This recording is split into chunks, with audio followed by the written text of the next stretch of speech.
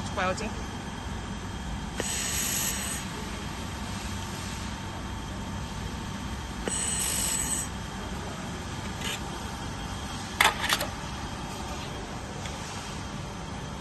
In Chinese. Chen-LaserMen, they use in Chinese language.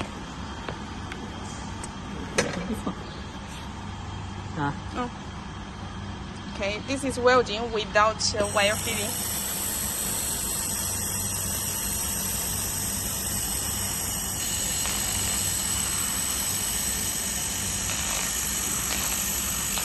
See, the moving speed is important.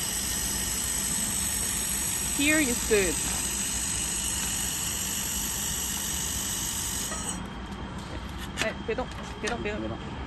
Okay, you can see the moving speed is very important. Here, this is continuous and the moving very smooth. But here, if the moving speed is not so smooth, it will be not good. So if your people use the machine, he needs some practicing.